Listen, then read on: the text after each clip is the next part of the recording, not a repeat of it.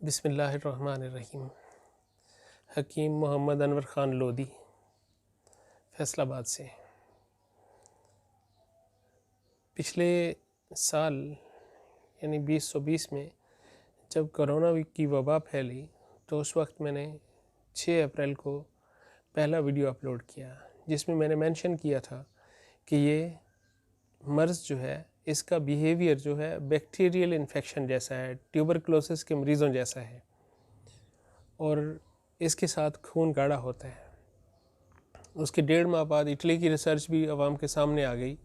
उन्होंने तहकीक की और पोस्टमार्टम के बाद ये फाइनलाइज़ किया कि फेफड़ों के अंदर खून जमा हुआ पाया जाता है और उसके काफ़ी देर बाद दूसरे इदारों की रिसर्च भी आ गई कि खून गाढ़ा होना एक प्रॉब्लम है।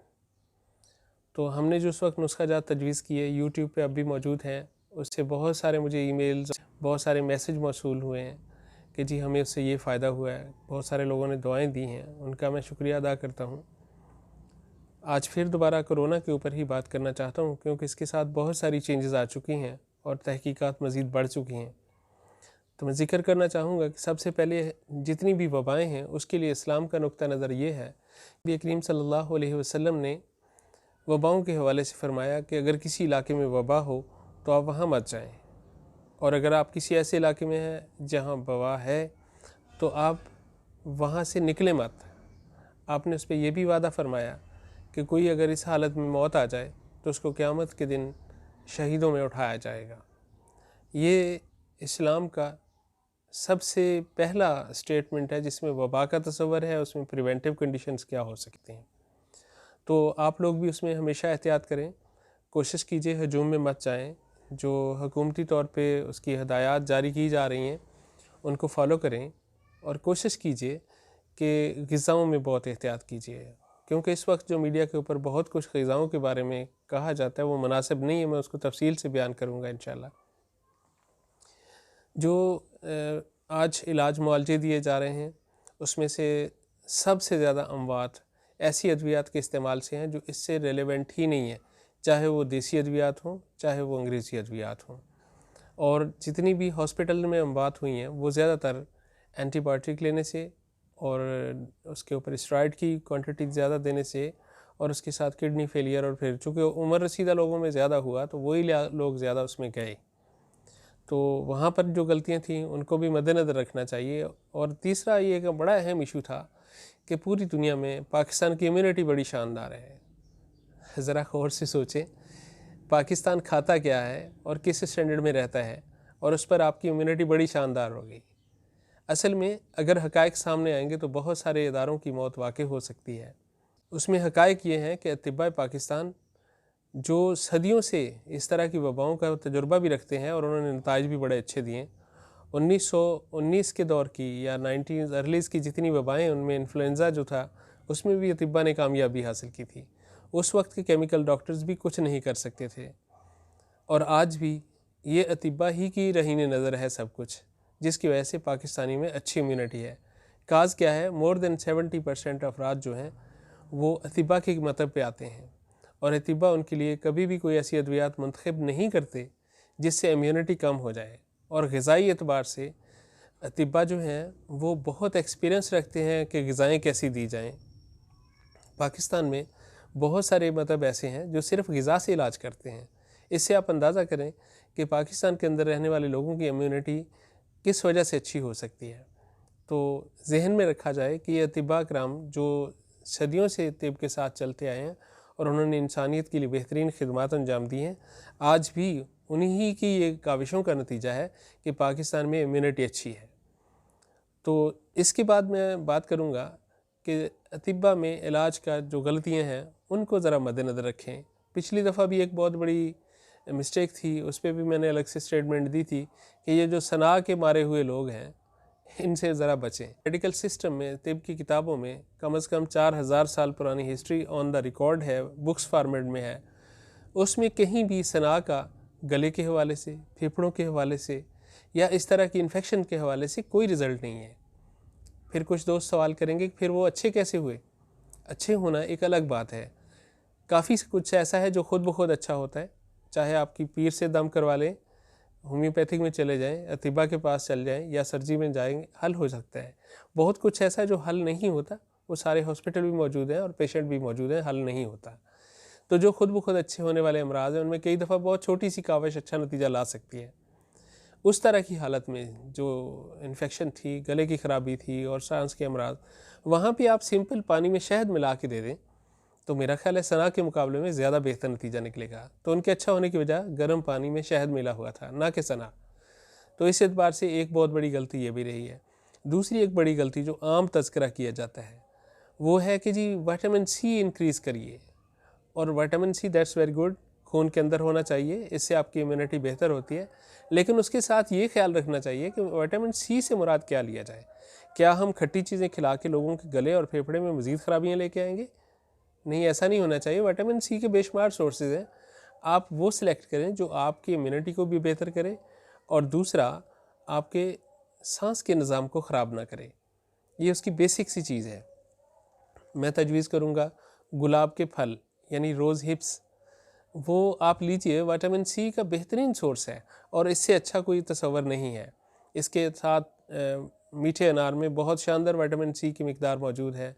आंवला दुनिया का बंडल ऑफ विटामिन सी है, अगर आप फ्रेश नहीं मिलता तो खुश्क ले लीजिए, विटामिन सी का बेहतरीन सोर्स है और इससे आपकी इम्यूनिटी भी अच्छी होती है, भूख भी अच्छी लगती है, सेंसेस ख़राब नहीं होंगी इसके साथ। तो ये चंद चीज़ें हैं, इनसे और भी मिलती जुलती चीज़ें जो है उनसे भी अवॉइड करें। मेरा मशवरा होगा जो लोग खाने पीने में एहतियात जानना चाहते हैं कि इस वबाई हालत में वो क्या एहतियात करें, तो मेरा मशवरा होगा कि सरे शाम ताज़ा फल मत खाएं। मेरा मशवरा होगा कि सरे शाम कोई फ्रूट चाट और इस तरह के रंगीन मशरूबात ठंडे करके पीना, दूध सोडा पीना और इस तरह की ठंडी चीज़ें, आज रमज़ान के ख़ास तौर पे दिनों में तो ये कसरत से होगा, कोशिश करें ना लें जहाँ तक मुमकिन हो। अगर कहीं आप कोई मशरूबात में जाना चाहते हैं तो कोशिश करें ऐसे मशरूबात लीजिए जो अच्छे पेशाब आवर भी हों और बॉडी को क्लीन आउट भी करते हों। दिन भर के रोज़े की जो डेब्रिस मटेरियल बन चुके, डिपॉजिट हुए बॉडी में रिमेनिंग्स हैं, वो निकल सकें।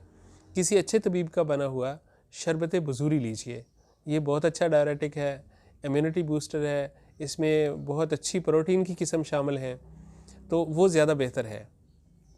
दूसरा, कोशिश कीजिए कि अमूमन मैंने देखा है कि सहरी में लोग लस्सी, दही, चाय और इस तरह की चीज़ें बहुत सारी खा लेते हैं। अगर ऐसा करेंगे तो आपको दिन भर हलक में मवाद गिरता रहेगा और बार बार गला साफ़ करना पड़ेगा। अगर आपको कुछ ऐसा अर्ज़ा है तो बराहे करम ये चीज़ें ना लीजिए। और तीसरा, ग़िज़ाई एतबार से आपको करना क्या चाहिए जिससे आप बेहतरी पाएँ। तो जो तिब की सदियों से एक तहकीक और रिसर्च है, जिससे किताबें भरी पड़ी हैं, सांस के अमराज, फेफड़ों के अमराज या गले के अमराज के हवाले से, वहाँ तुर्शियाँ मना की जाती हैं, फ्राई चीज़ें मना की जाती हैं और उसके बदले में ऐसी चीज़ें दी जाती हैं जिनसे आपके जिस्म को क़ुव्वत मिले। मेरा मशवरा ये होगा कि आप नट्स लीजिए, लेकिन उसमें मूंगफलियाँ और काजू शामिल ना करें। इसका मतलब है बादाम, पिस्ता, चलगोज़ा, अखरोट लिए जा सकते हैं और इनसे आपको बेहतरी मिलेगी। और अगर आप बड़ा अच्छा मौसम गर्म आ रहा है तो मेरा मशवरा होगा कि अंगूर का फ्रेश जूस लें, लेकिन उसे ठंडा ना करें और ये दिन में लिया जाए तो बहुत बेहतर रहेगा। इसी तरह खजूर का मुनासिब मिकदार में इस्तेमाल, ख़ास तौर पे गर्म दूध के साथ, बहुत अच्छा रहेगा। अगर कहीं आप ऐसे इलाके में रहते हैं जहाँ वाकई बड़ा खौफ फैला हुआ है और वाक़ईतन लोग उसमें मुब्तला हैं, तो मेरा मशवरा होगा कि सुबह नाश्ते में 2 अंडे, उसमें हाफ़ बॉयल्ड, उसमें थोड़ी नमक मिर्च काली लगाएं और फिर उसके साथ 1 कप सौंफ उबला हुआ दूध लीजिए। ये आपको दिन भर फिट रखेगा और आपकी इम्यूनिटी का कंसेप्ट ही कोई नहीं। अगर कहीं से आपके प्लेटाइन डिस्चार्जेस आ रहे हैं तो दोबारा दिन भर नहीं होंगे, क्योंकि जब फेफड़ों में फ्लेम आएगी, हलक से मवाद गिरेंगे तो वह भर जाएंगे और सांस की दुश्वारियाँ आएंगी। दूसरा, इसमें खून को गाढ़ा होने से रोकने की सलाहियत भी है। और तीसरा, अगर आप कहीं देखते हैं कि खुदा न खास्ता सांस की दुश्वारी आ रही है, तो फिर वही मशवरा पिछले साल भी मेरे तजुर्बे में था, आज भी मेरा ये टॉप रैंक्ड रेसिपी है, वो आप ज़रूर इस्तेमाल कीजिए। कलौंजी 2 ग्राम, गुल बाबूना 2 ग्राम, और इसमें थोड़ा सा आप अपनी मर्ज़ी के मुताबिक शहद डाल कर इसको पका लें, फिर उसमें शहद ऐड कर दें। जब आप इसको कप में डालना चाहते हैं फ़िल्टर करके, तो उससे पहले उसमें 5 लौंग क्रश करके रख दें और ऊपर इसको डाल दीजिए। जब पीने के काबिल हो तो ये पी लीजिए। और फिर लौंग जो बचे हुए उनको चबा लीजिए। That is the best way. और इसका रिज़ल्ट ये मिला है कि सांस की दुश्वारी ठीक 10 मिनट में रिकवर हो जाती है। जो अतिबा किराम आपके हल्के में मौजूद हैं, मैं तजवीज़ करता हूँ आप अतिबा के मशवरे से इसे इस्तेमाल कर लीजिएगा। मेरा तजुर्बा ये है कि फेफड़ों में खून गाढ़ा हो जाए, सांस की दुश्वारियाँ आ जाएँ, खुदा न खास्ता ऑक्सीजन का बार इंतहाई नीचे चले जाए, तो शहद अच्छे वाला लीजिएगा। मेरा मशवरा है कि बहुत सारे इदारे ग्लूकोज़ को बेच रहे हैं, एहतियात करनी है। शहद अच्छे वाला 1 टेबल स्पून और उसमें 12 सिंगा का एश जो है, कुश्ता जो है, ये बिल्कुल नुकसानदेह चीज़ नहीं है, बिल्कुल महफूज चीज़ है। ये उसमें मिलाकर रात सोने से पहले ख़ास तौर पे लें। अगर और अच्छा करना चाहते हैं, थोड़ा सा नीम गर्म पानी इसके ऊपर पी लीजिए। मुझे पूरा यकीन है कि ठीक 10 मिनट के अंदर आपकी जो पेचीदगियाँ इंशाअल्लाह ताला वो मैनेज हो जाएंगी। के ऊपर जो अतिबा इकराम से मेरी दरख्वास्त होगी, इलाज में क्या करें, मेरी दरख्वास्त है कि करंजवा का मगज़ बकसरत इस्तेमाल करें। खून पतला करने के लिए ज़ाफ़रान की क्वांटिटीज़ दुनिया में बेमिसाल दवाई है। खून पतला करने के दिल के अमराज में भी वही सबसे ज़्यादा मौसर है। ज़ाफ़रान को इस्तेमाल करें। अगर कहीं भी आपका मसला नहीं हल होता तो फिर इससे अगले ग्रुप्स की अद्वियात में जा सकते हैं आप, लेकिन वो एक तजुर्बाकार तबीब अपने मरीज़ को देखकर ख़ुद तजवीज़ करे, क्योंकि यहाँ पर ऐसे इलाज तजवीज़ करना मेरा इम्कान मुमकिन नहीं है। इस जगह पे ऐसे इलाज तजवीज़ करना मुमकिन नहीं है, इसलिए लोकल अतिबा से, अपने अतिबा किराम से मशवरा कीजिए। मुझे यकीन है कि तो यहाँ पर यह भी बात काबिल ज़िक्र है कि जो लोगों के चेस्ट इन्फेक्शन आ चुकी हो, सांस की दुश्वारियाँ आ चुकी हों, उनको ख़ास तौर पे हाफ़ स्लीव शर्ट्स नहीं पहननी चाहिए, क्योंकि उसकी वजह से बाजुओं में से ठंडा खून वापस आके और पेचीदगियाँ बढ़ाता है। बस ये उसका सबसे अहम हिस्सा। तो जोशांदा और स्टीम, ये भी 2 अहम एलिमेंट हैं, इनको मद्देनज़र रखना चाहिए। तो हमारे यहाँ सैकड़ों की तादाद में लोग शफ़ा याब हुए। उनमें से जब कभी इमरजेंसी का कोई शिकार हुआ तो वहाँ पे 2 चीज़ों ने मुझे बड़ा अच्छा रिज़ल्ट दिया। मशवरा होगा कि आप उसको इख्तियार करें।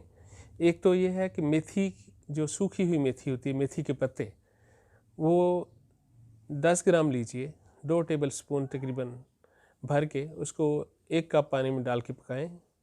तकरीबन 1.5-2 मिनट तक पका सकते हैं। उसके बाद उसको छान लीजिए और उसमें शहद इजाफ़ा करें, ये आप ले लीजिए। इंशाअल्लाह ताला उम्मीद रखता हूँ कि इसके साथ आपको चंद मिनट में, 5-4 मिनट में आपको बड़ी अच्छी रिकवरी मिल जाएगी।